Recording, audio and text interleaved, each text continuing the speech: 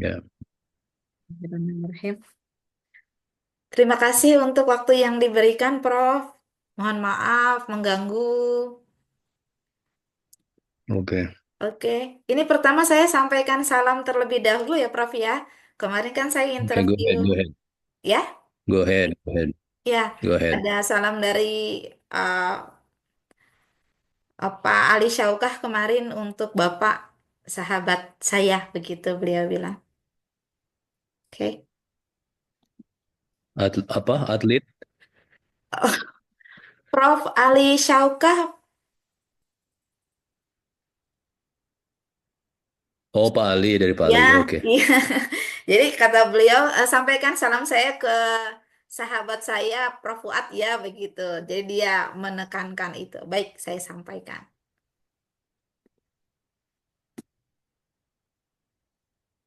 Ya, oke, terima kasih. Sama-sama. Ini saya sudah cukup jelas ya, Prof ya? Clear. Maksudnya suaranya. Cukup. Oke, siap. Nah, saya mulai. Em, Prof. Punten, ini saya mau tanya dulu, mau mekanismenya seperti apa? Kan kalau kemarin Prof. Ali itu beliau minta saya untuk mengirimkan pertanyaan dan beliau langsung bicara tuh di awal saya tidak nanya apa-apa begitu. Nah, dengan Prof. Fuad ini apa kita mau seperti interaksi tanya jawab atau Prof. Fuad mau menjabarkan terlebih dahulu? You just go on with the questions you have given me. Okay, fine, thank you. So we'll conduct this interview in English. Yes. Okay, thank you. Maunya apa? No, I mean like Prof. Ali yesterday he preferred to use bahasa Indonesia all the time. So Oh, oke. and then with Bu Wahidah we use like mixed language. So uh, in many times she used English. English, English, English. English, okay. Then we'll use English today. Wait a minute. Also recording this in my cell phone. So in case something happen. Okay, thank you. First of all, my research title will be mm, Proposing Nationwide English Literacy Program. So we try to promote to our government about this program like Gerakan Literasi, but this is in the form of English. So that's the main topic for the title of my presentation. So we'll start from the first questions. The first sections will be about the background and current context, Prof. Fuad. So, based on your experience, your opinion, how would you describe the current state of English literacy in Indonesia? Okay, all right. English literacy in Indonesia, I think, remains uneven, unbalanced, Hmm. because of the significant disparities between urban and rural areas. Hmm. For example, students in major cities like Jakarta and Bandung could benefit from well-trained teachers, updated curricula, access to digital learning tools, but their friends in remote regions are still facing shortages of qualified instructors Hmm.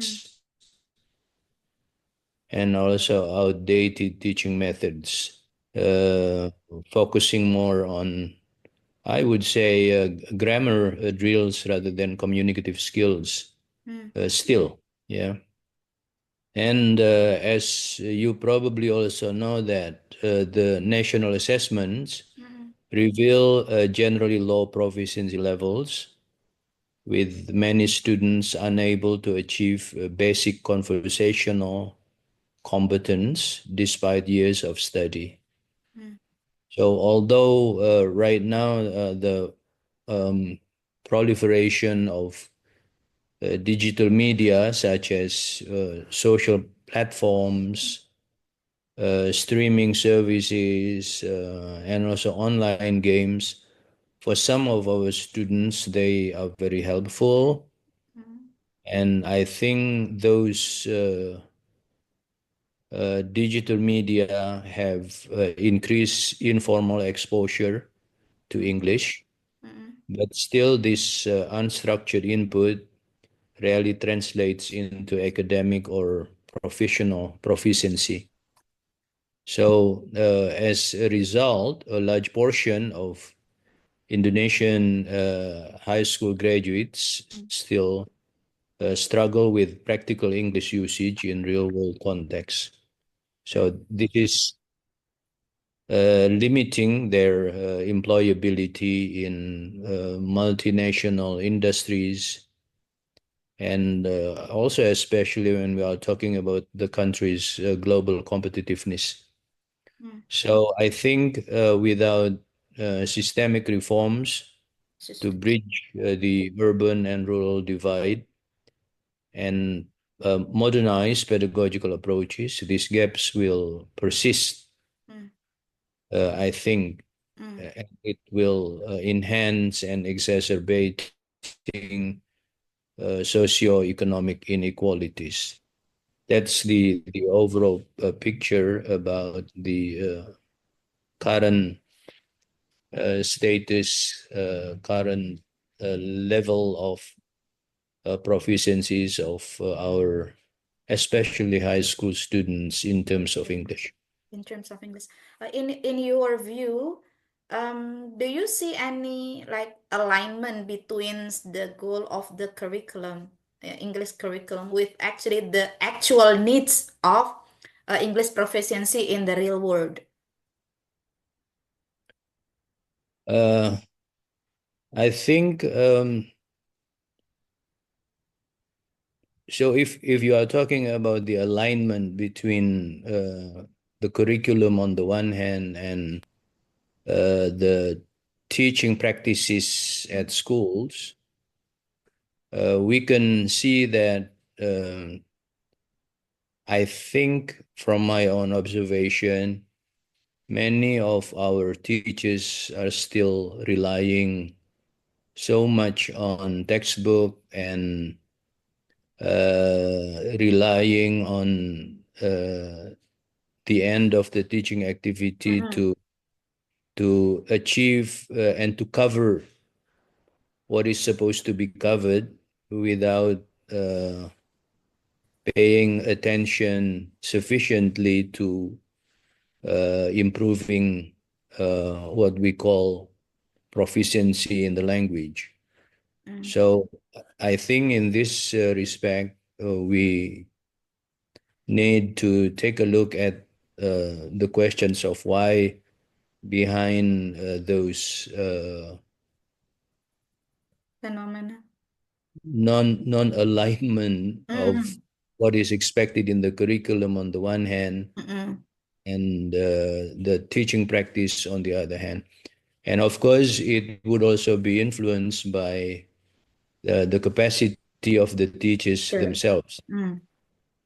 So if Mm. you as teachers feel that you are more comfortable talking about grammar rather than conducting conversational activities, Mm. then you would tend to be more on grammar rather than conducting conversations. Mm. Yes. Um, from your observation, um, you mentioned before, like, what is actually the motive like behind why there is like non-alignment between the curriculum and then the teaching practice in the classroom. Uh, what do you think makes the teachers prefer like to teach the student in certain way without focusing too much to that proficiency? Do you think it is because of most of the teachers are like lack of capacity in like communication, English communication, so they prefer to focus only on. Um, I would say that the capacity of the teachers is number one. Is not number one. Yeah. because I think we need, there is an idea in our ministry policy of the so-called Guru Penggerak or something Mm, like that. mm, mm. Yes. Uh, I if this is adopted, then pair rural teachers with urban Guru Penggerak Mm, would would probably be a good way of improving the situation. So bridging the gap by mm, having a teacher mentorship, something mm, like that. So a better guru could try to share their experiences, their expertise with guru who are still at the level needing uplifting proficiency could be, and also ways of teaching and so on and so forth. okay. Now let's switch now shifting from the guru penggerak first.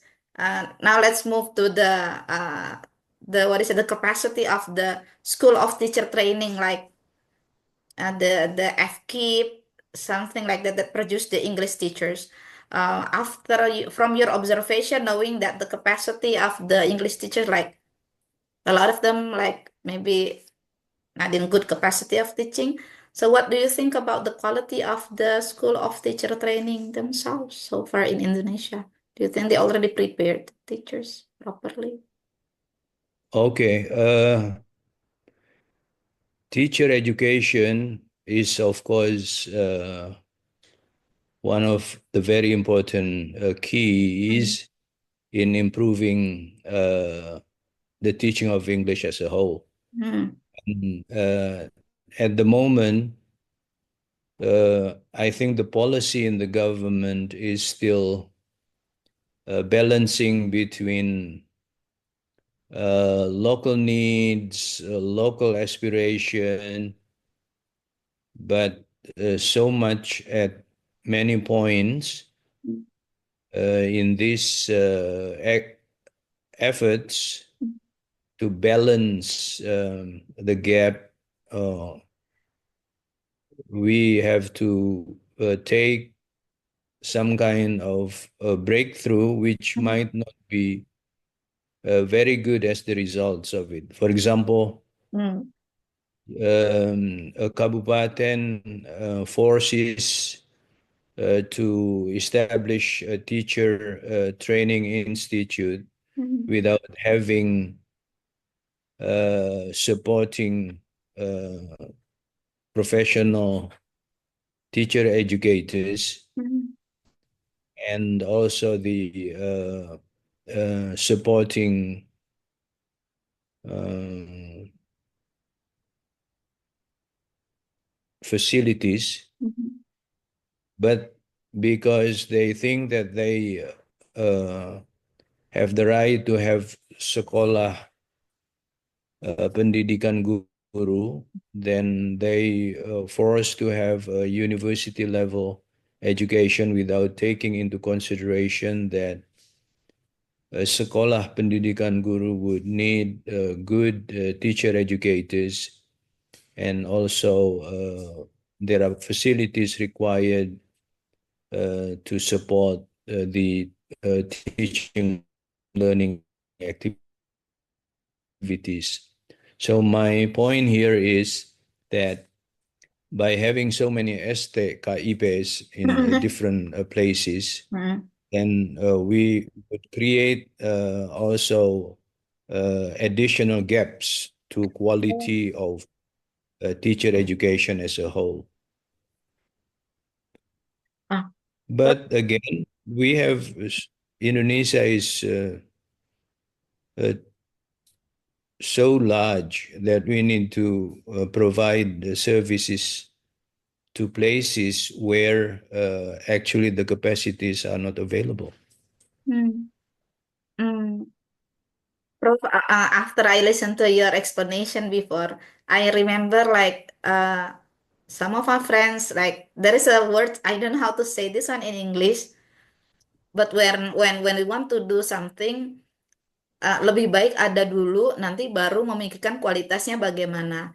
So What do you think about that one? I mean, like if we see a lot of places, they force themselves to have that STKIP, although actually they don't have like proper capacity support, but they still try to do that things. But in fact, as you mentioned before, it because we have like so many of STKIP, it's even larger the gap.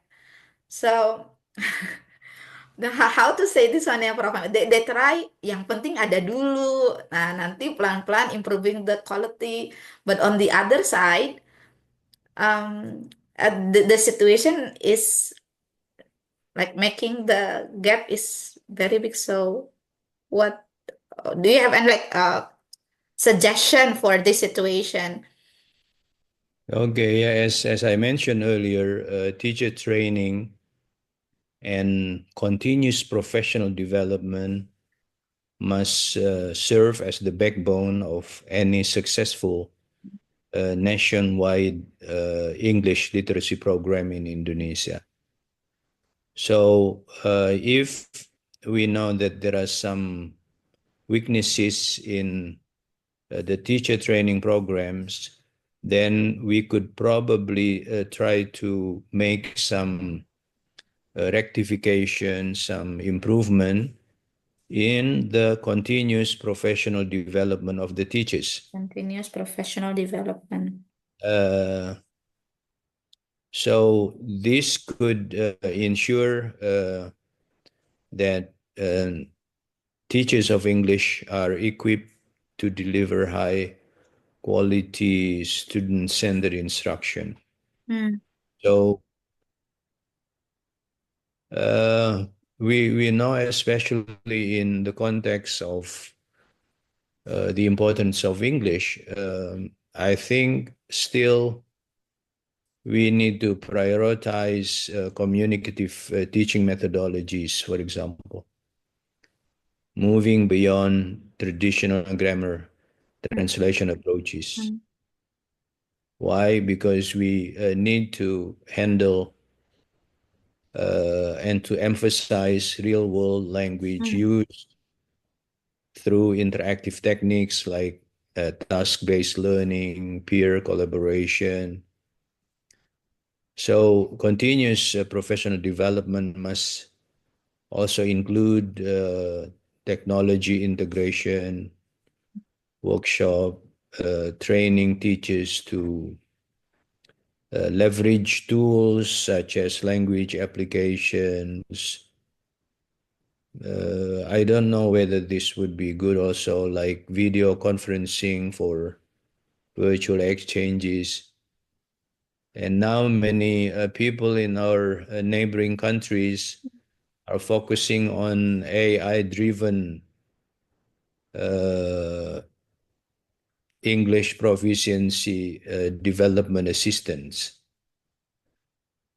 Uh, I think nowadays we are given different kinds of opportunities to improve teacher education even in rural areas.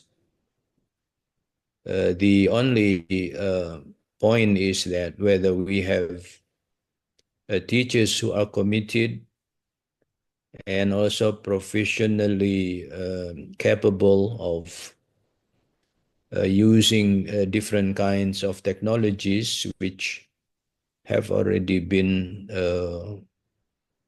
almost everywhere now, even in remote areas. Ah, Prof, Okay. let me confirm first, like your statement before about the continuous professional development. This is a program that the already teachers, yeah, so they are not in STKIP anymore. For example, by having teacher professional development, they are still can study, keep on improving their capacity. That is what you mean, right? By the terms continuous professional development. Yeah, continuous professional development could be conducted in different forms, Hmm, hmm, hmm. including, I think, if we could implement the so-called Guru Penggerak, Hmm. is uh, so Mentorship could be conducted to help novice teachers Hmm. by experienced Guru Penggerak coaches. Mhm.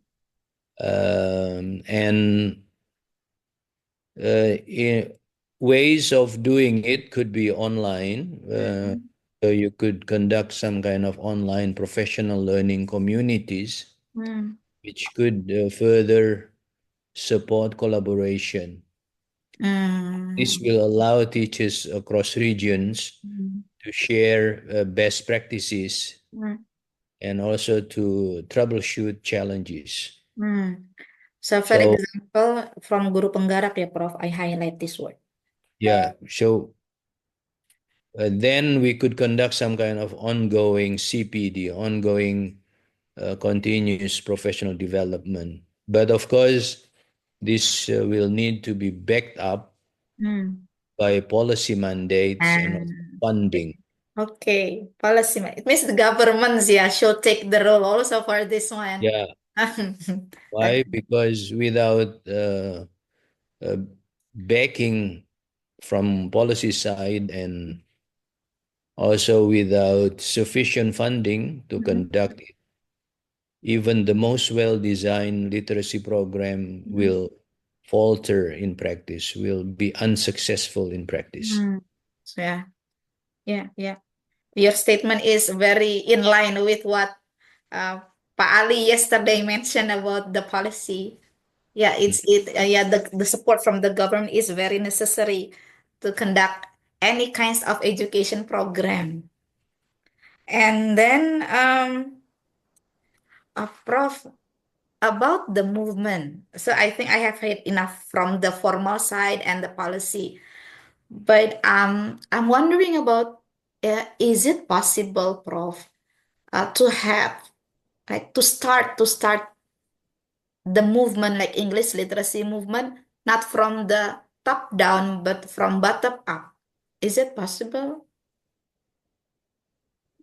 Depending on whether supporting personnels and facilities are available for that.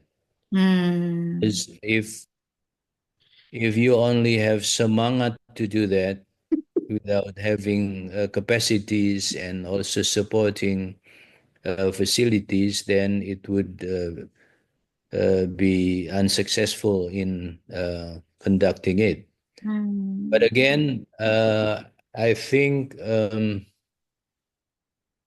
it would also be dependent on what goals you are trying to achieve.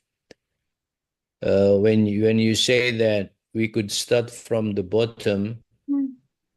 what do you mean by that? Are you saying that teachers at schools initiate some kind of programs? Mm-mm. For example, like that, or like I have a friend in Sidoarjo, Prof.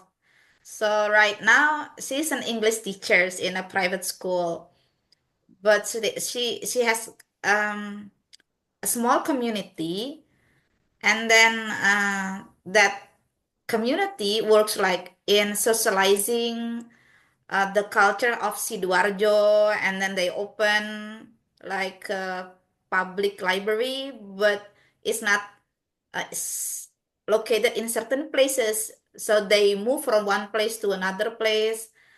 And then every year, once a year, my friends and her community, they have a kinds of collaboration program with one campus in Japan. She used to study there. That is one example I saw so far. So things like is it possible if that?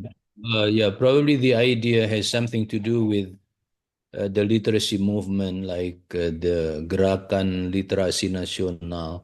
Hmm. Uh,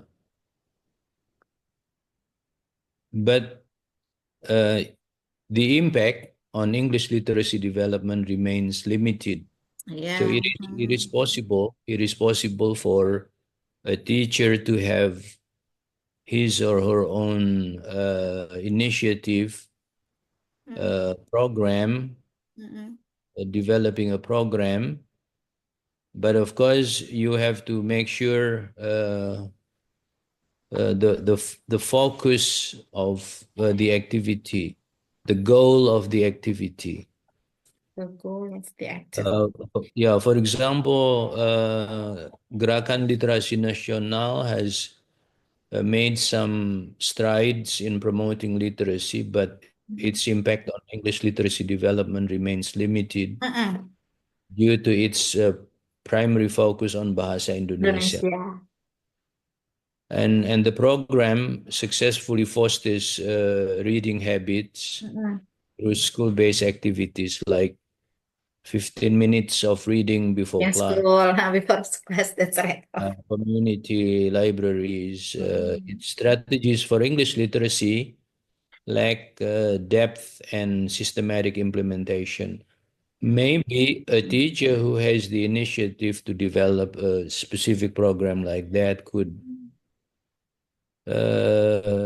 try to copy some of the activities developed by Gerakan Literasi Nasional, like 50 minutes of reading before class, something like that for English. Mm.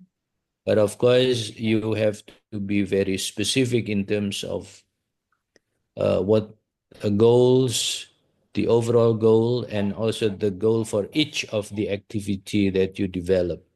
So you can make sure whether the activity is successful, attain the goals, and Achievable. and Yeah, so on. And so forth.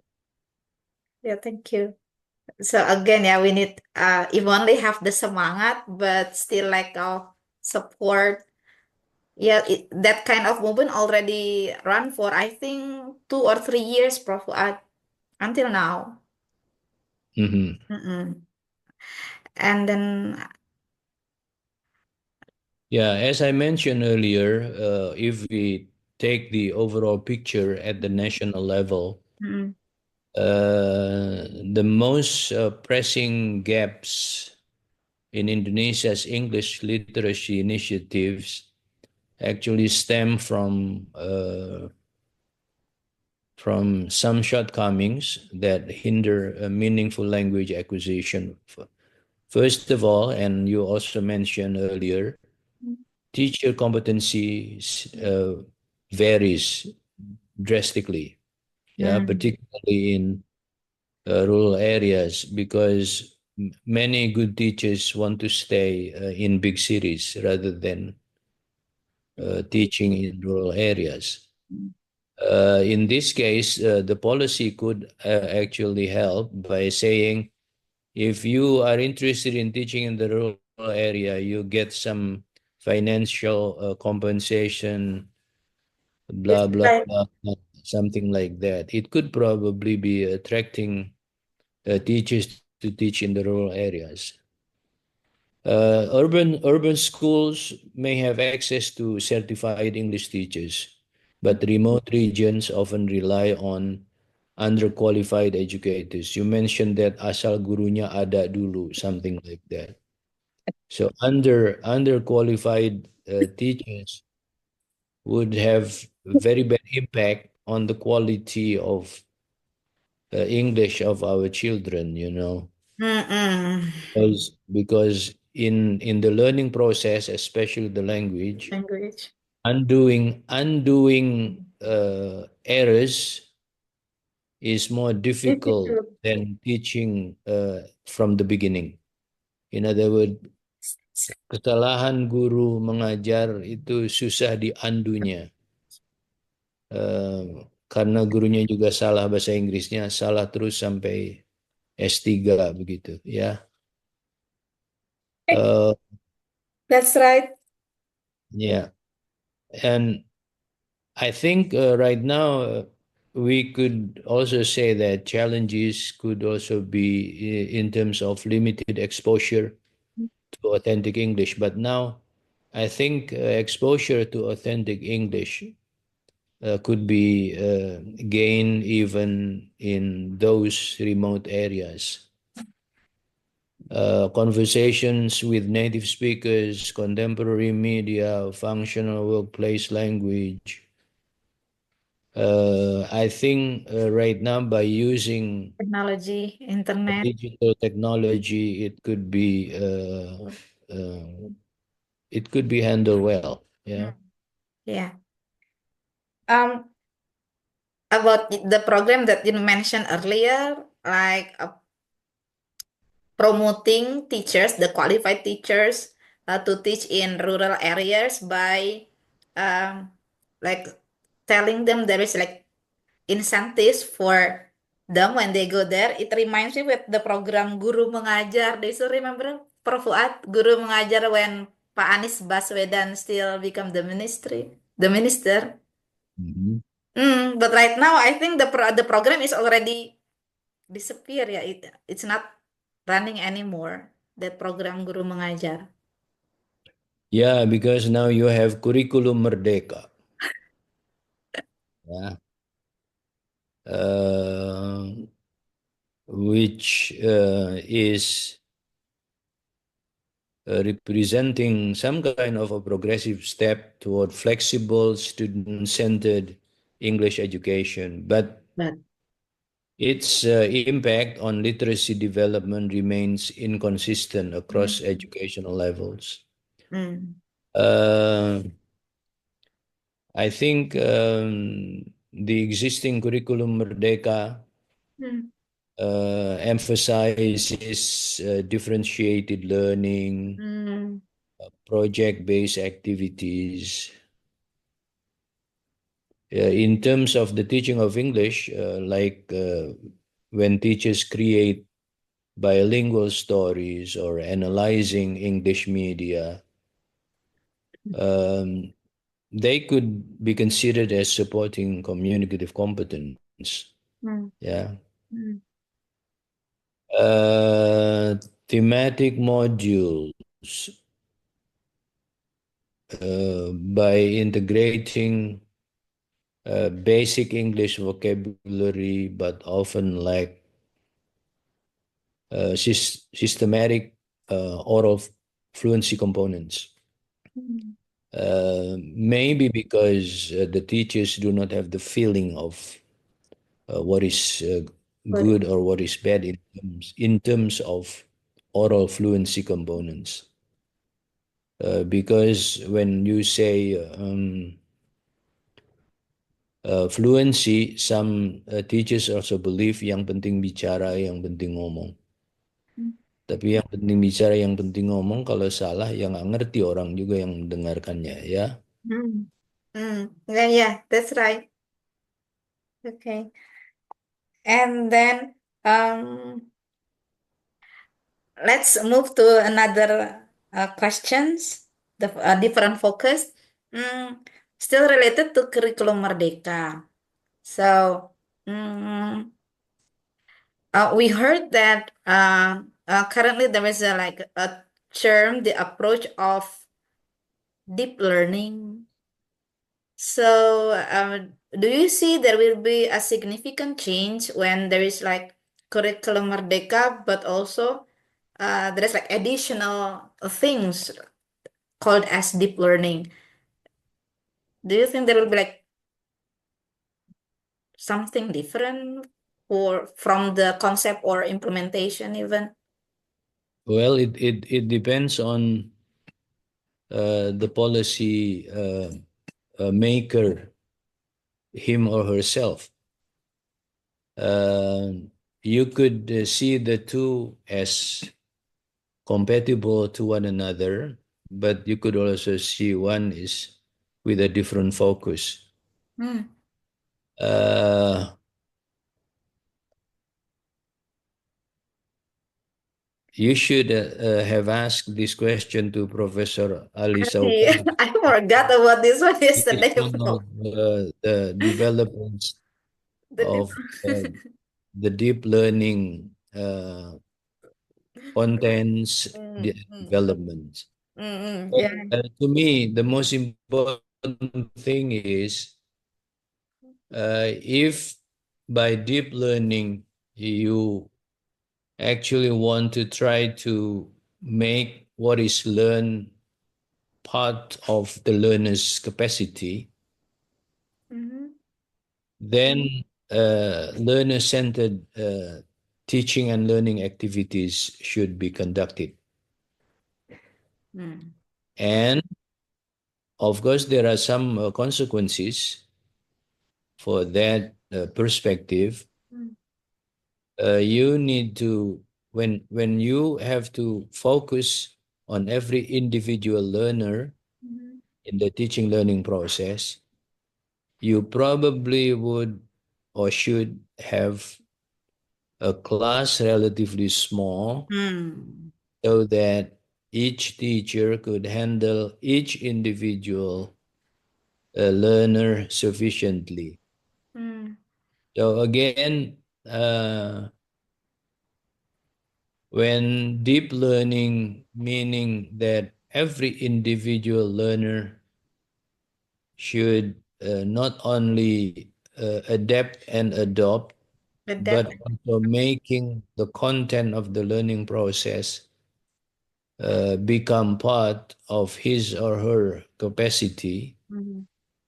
then it would have the consequence of a teacher to conduct some kind of individualized learning and teaching activity. And the result, not the result, and one of the key issue is big classes Mhm. handling more than 30 students in one class, and you have to handle several classes all together. Mm. Yes, And that's right. but this policy, Mhm. then you have to take care of helping teachers handling every individual learner Mm. individually and also classically all together. Mm. So, um, the term like differentiated learning, Prof. So Mm. is it the proper approach for this situation? And I wonder, is it possible, like, number one, is it possible for the teachers to handle that large amount of students in such a way by kind of focusing on each individual? Is it possible? And the second one, when it is deep learning, like, uh, dengan keterbatasan saya ya, Prof ya, I'm thinking about, mm, there will be like objective of learning, right, in the curriculum. Then if it is deep, is it possible for the teachers also to complete the Yeah, target learning in that curriculum? yeah, Very challenging ya, Prof ya. yeah. Hmm. Uh, to maximize the benefits, Mhm. targeted interventions are needed, of course. Hmm. Uh, you mentioned just now that the so-called differentiated learning, for example, meaning focusing on every individual learner. Is it possible? It is possible if you set up classes into smaller classes. A class should be divided into smaller classes, but and then how many teachers should handle all those Hmm. classes? So again and again, any policy would have some consequences. Hmm. Yes, yes. Would Yeah. have some consequences. Okay. Okay, we have 5 more minutes Yes, time. yes. The last questions. Your proposal recommendation for the governments to, not only for the government but also like for the stakeholders of, people that concerned with English education. What is your idea, proposals to improve this situation? Oh, okay. Number one, I think the government should have some kind of benchmark. Benchmark. Uh, if we learn from neighboring countries, Ah, for example, which country? that, for example, Malaysia. Ah. Malaysia has the so-called Blueprint 2013-2025. Hmm. But of course, it allocates integrated funds for materials, for teacher coaching, for assessment. Hmm. And in terms of English, Hmm. they have already set the standards. For example, they adopt CEFR Hmm. as a national reference for curriculum design and testing. Hmm. I think now Indonesia needs uh, to try to, I think adopting CEFR would be a good way of doing it. Okay. Meaning, all teacher education institutions should adopt it by saying that a teacher to be needs to be at a certain level Certain level. in terms of the capacity as set up by the so-called CEFR. Hmm. At UPI, for example, we have already said that the graduates of our program should reach a certain level of CEFR. I don't remember. Is it C1 or C2? C1. In my C1. campus, still C2. Okay. Hmm. Okay. By doing this, it is very clear for us what is to be set in terms of the policy wise. Benchmarking is a very important Benchmark. point here. Okay. Then? Because I think talking about English in Indonesia, English isn't just another subject, bukan sekedar mata pelajaran. Hmm. Why? Because English is a game changer for Indonesia's future.